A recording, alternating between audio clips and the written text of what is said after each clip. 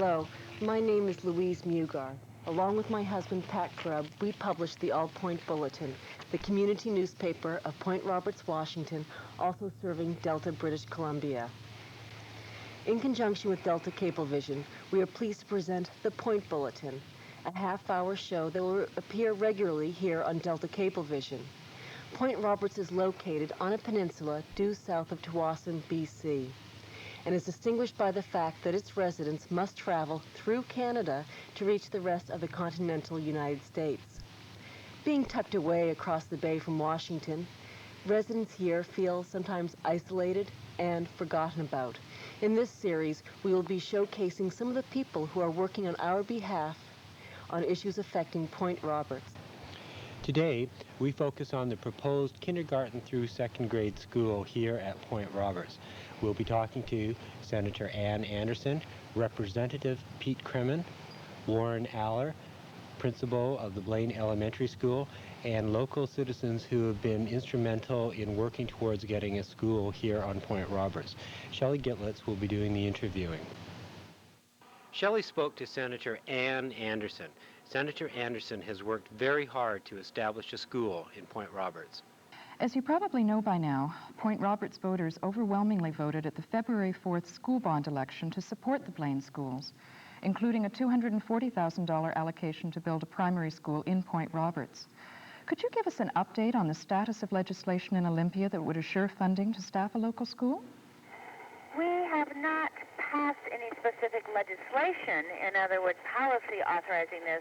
We have, however, placed in the budget adjustment for the state of Washington this year some funding for the Point Roberts School. We've worked with the school district in Blaine, and they have indicated that they would need additional funds for the state in order to make the school a reality, and those funds are contained in the current state budget. Thank you. Now, could you also tell our viewers why you believe the school would benefit the youngest school children in Point Roberts, as well as their parents and the community as a whole?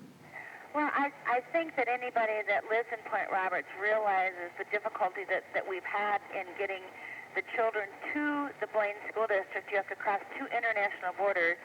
And we were making the case to the other legislators in the state of Washington that this additional funding was necessary because of the unique circumstance the children must face in Point Roberts. Many of the other legislators at first said, well, we have lots of places in the state that have unique circumstances that the children have to travel very far. But we pointed out that most children that travel far on a bus at least know what time they will be home. And this isn't the case with the youngsters in Point Roberts, and especially those very young children sometimes are home much, much later than the parents anticipate because of the traffic at the border.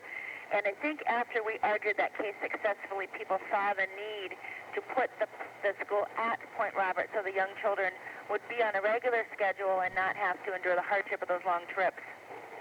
Senator Anderson, we know you've worked tremendously hard on other issues relating to Point Roberts and its unusual geographic location. Would you be willing to share some of these with us? Actually, there have been several over the years that I've been in the Senate. We initially worked to get the water agreement that Point Roberts is fortunate enough to have in order to find a stable source of water. We found out that even as all was going well in terms of obtaining water, the last little hitch may be that the state of Washington had not authorized water districts to join international agreements in order to obtain water. So we did pass legislation in the state of Washington that was a positive affirmation that, yes, water districts like Point Roberts could enter into international agreements, and that was kind of the last piece that needed to be put in place before Point Roberts obtained a source of water. The other thing that we've done over the years is we had a problem a few years ago with the marina losing many of their customers, those being Canadian boaters, because the state of Washington was charging those Canadian boaters to moor at Point Roberts and not understanding that there were federal laws that allowed the boaters to stay there without any special fees paid to the state of Washington. So we again had to come in with a piece of legislation that clarified that due to federal, those Canadian boaters could stay there. One last thing, if we have time. We do. The heron rookery that has been of so much concern to the people at Point Roberts. A very special place on the West Coast. We, a few years ago, found some state funding for acquisition of lands that are sensitive or special, and we were able to place that Point Roberts Heron Rookie on the list available for state funds for acquisition. Now, that piece still has not been put into place because of other problems with ownership, but the funds have been available from the state of Washington to purchase that sensitive area. So those are all issues that were very, very specific to Roberts, and I think shows that we in Whatcom County and indeed the state of Washington have been paying attention to Point Roberts over the years. Next, we visited Dot Lofquist at her Point Roberts preschool. We're spending some time today with Dot Lofquist and Valerie Lorene at the local preschool.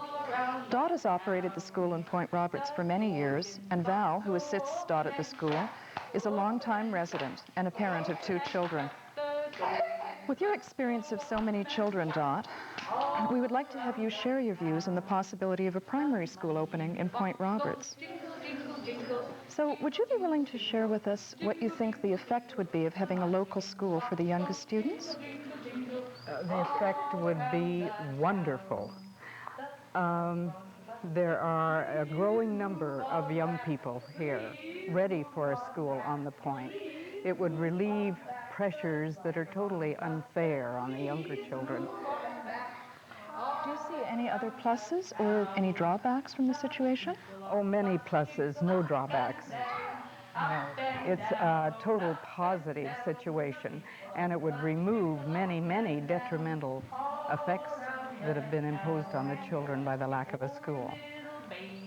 Now, could you explain to us how you think a local kindergarten would be better or different than the present school day for Point Roberts kindergartners? At this point in time, our kindergartners, our 5-year-olds, get on a bus some as early as 6:30 in the morning. On a bus that it sometimes carry as many as 84 children, kindergarten through high school. They go through 2 international borders. They have to meet the stress of all of that situation before they get to class. They then go into a class that in most other situations is a half-day class. They have to be there all day long at that age. Then they return on a bus. Part of the older children stay at school for sports and extracurricular activity, but it's still a load. Sometimes there has been times when it has taken 2 hours to get home because of the border situation.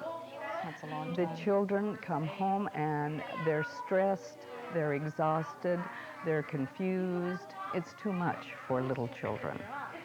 So we've gone through the benefits to the children themselves. Can you think of any major benefits to the parents and to the community by establishing a school here? For the parents, a peace of mind, a closer connection with their children, an ability to be more involved in the school. In other words, the umbilical isn't stretched so far. It has created a lot of stresses for a lot of parents. The school would become a focal point in the community. It would bind people together more. It would create a place for rich cross-fertilization of ideas that would benefit everybody. On the phone with Shelley is Representative Pete Creman, speaking from Olympia. We know these are pressing economic times for the state of Washington, and we know you've got a lot of decisions to make before the session ends in March. Now, speaking of pressing economic times, we understand that things are looking good for funding to staff a primary school in Point Roberts, in spite of the harsh economic realities we're all facing. As we understand it, the funding would establish an annual allocation of $68,000 to staff a local school.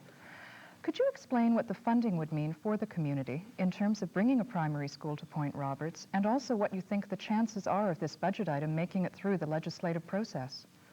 Well, the funding means that we're going to be able to have a K through 2 primary school in Point Roberts. The money would be used for maintenance and operations, specifically ongoing staffing.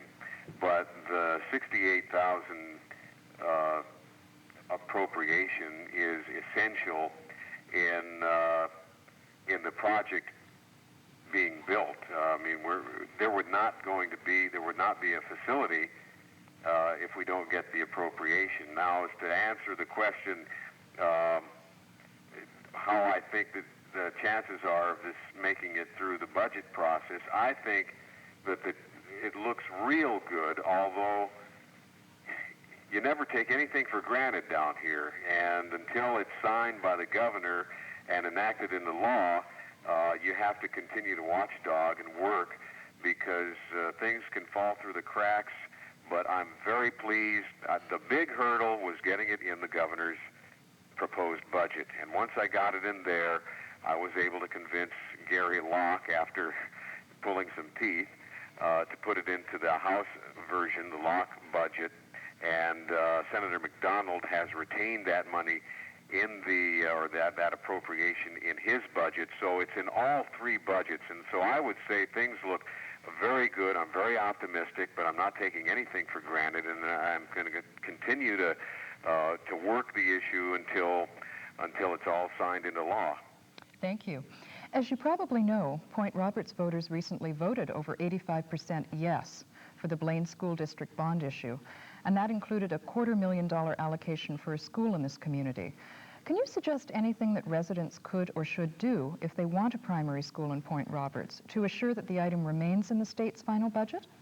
Well, the only thing I can suggest is, first of all, the best thing would be to write Governor Gardner, write Representative Gary Locke, the chair of the House Appropriations Committee, and write Senator Dan McDonald, the chairman of the Senate Ways and Means Committee. Those three individuals are key in making sure that nothing goes awry here. But let them know that the people of Point Roberts are very appreciative of them including the appropriation for the K through 2 primary school in Point Roberts. Let them know that the community is solidly behind the appropriation, and I think that could assure anything from going wrong here and kind of put them in a position that they have to come through with the money that the people are expecting that they're going to get.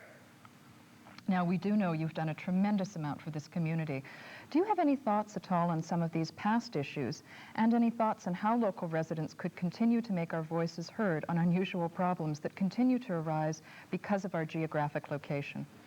Well, the other issue that I worked on that comes to mind, and there have been several, but the one that comes to mind is the local option gas tax that I was able to get through the legislature last year, that was able to apply to Point Roberts through some very innovative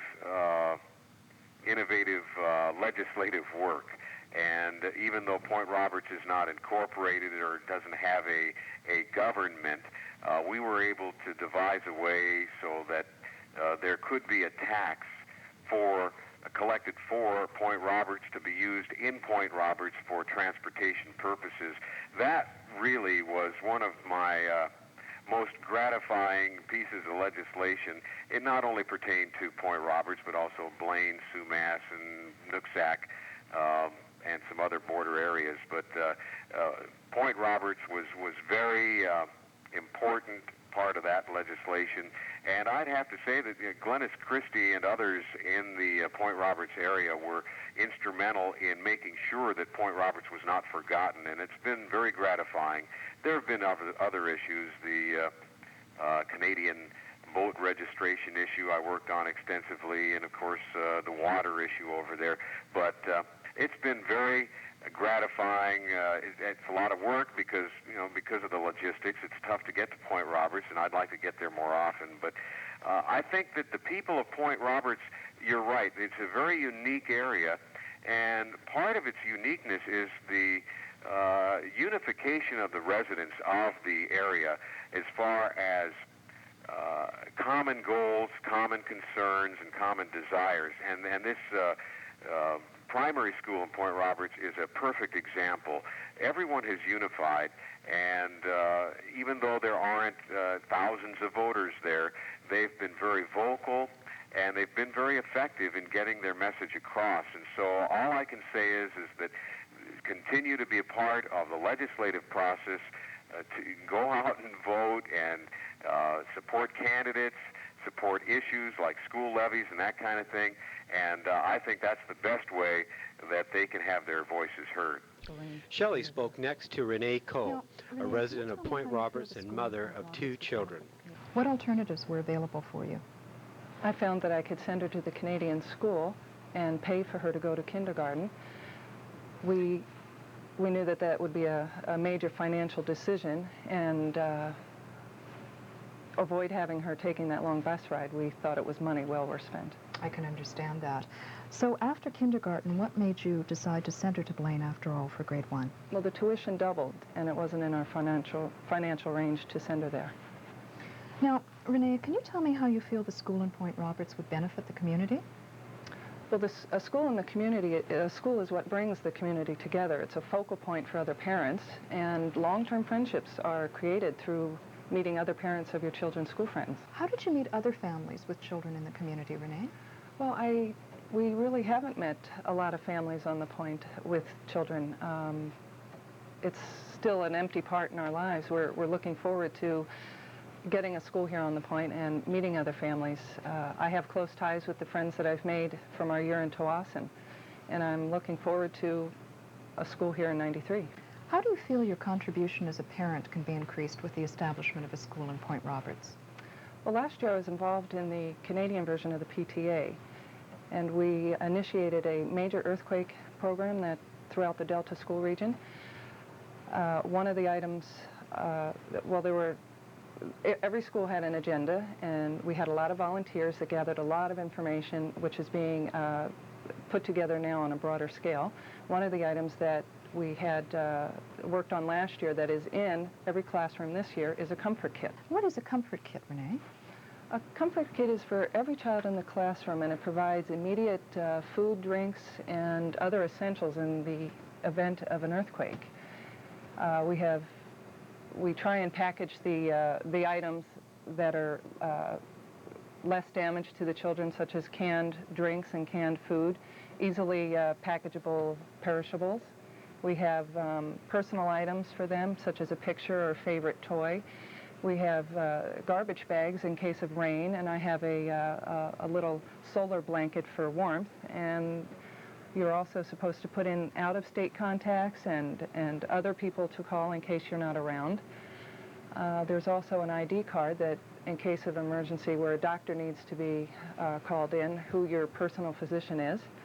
And just generally things that will make the child comfortable immediately without a lot of supervision from a teacher, or because the teachers or adult staff are going to be very busy running around in the event of an earthquake. So it answers an immediate response for each child.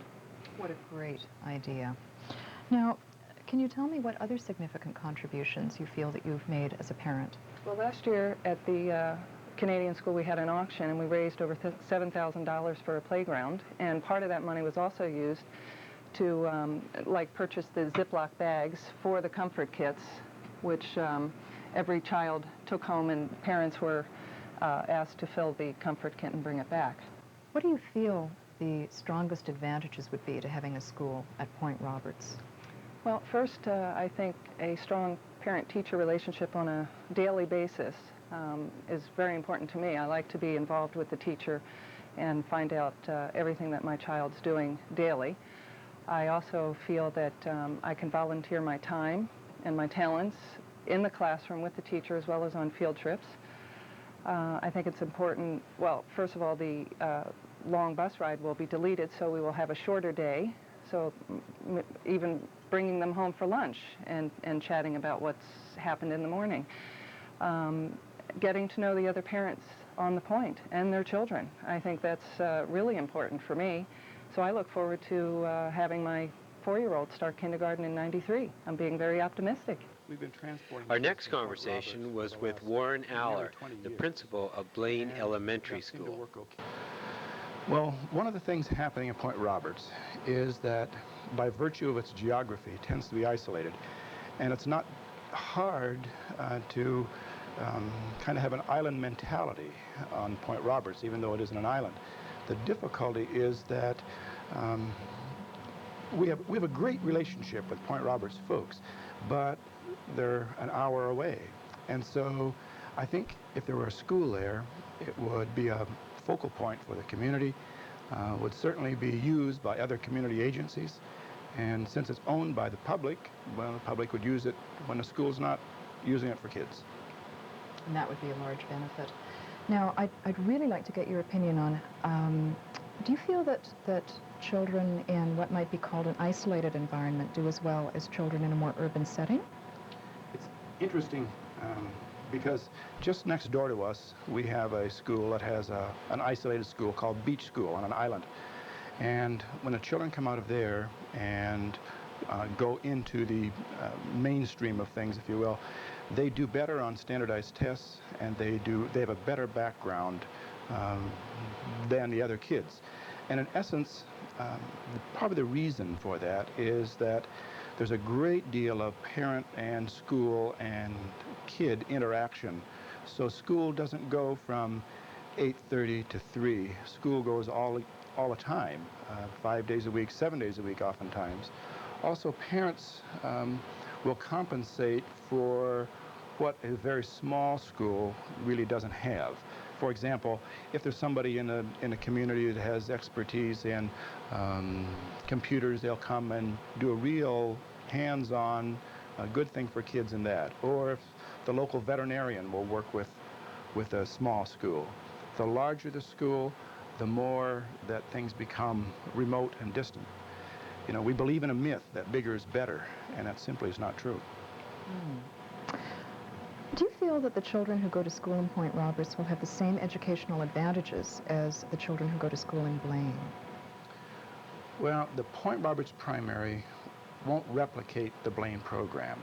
We're not trying to replicate that. And so if you're talking about special education services, programs for the gifted and talented, those kinds of programs won't be set up and be intact because of the number of kids. We're talking about 20 to 25 children versus 525 children, and so the services won't be there like they would be in a larger setting. However, I think they'll have some distinct advantages that I just referred to that other kids really don't have. If legislation passes in Olympia for the funding of a school in Point Roberts, when could the school be open? I'll give you my good straight answer. I don't know. The site of the proposed school is Baker Field off of Benson Road. Shelley next spoke with Lisa Jackson, the president of the Point Roberts Parks Board. We have 65 acres, and we have water up here. We have electricity, phones, all of that is in here at this site. Okay. Now, can you tell us how the local Parks Board will work with the Blaine School District to provide the site? Will it be done on a lease basis, or will the Park Board sell the land? Can you just explain the process to us? We're hoping for a lease. That all hasn't been worked out, so we're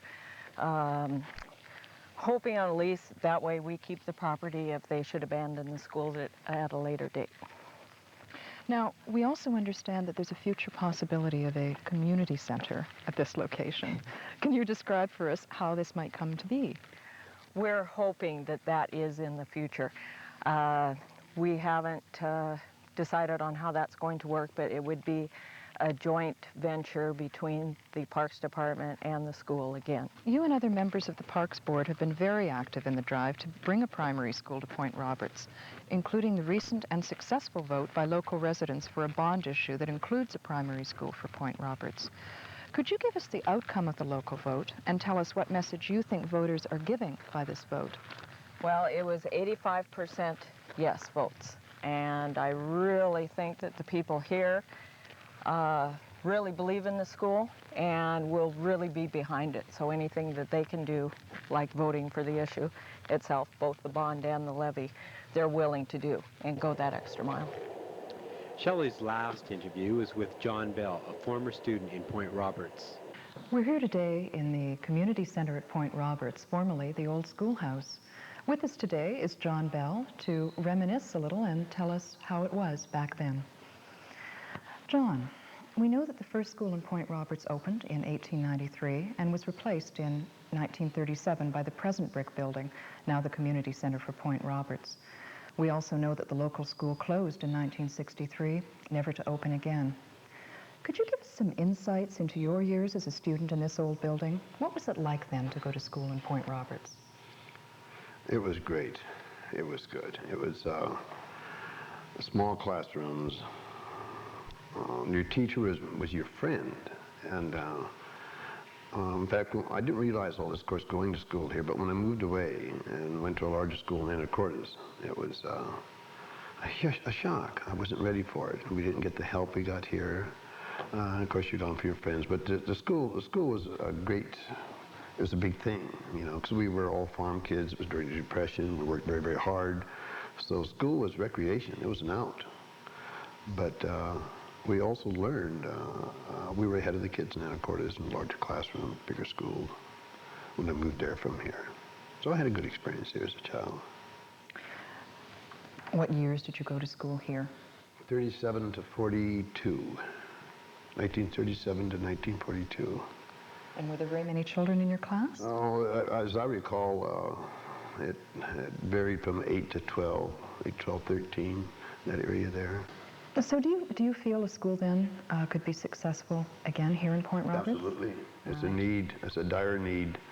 I'll ask first and second graders or second and third graders how their day went as we're enrolling for the class and as we're getting into our discussion or our lesson. And just looking for feedback on the bus situation, like how many kids were in your seat today. Well, there's always 3. And when children that age feel sorry for kindergarten and first graders, then you've got a problem, a real problem.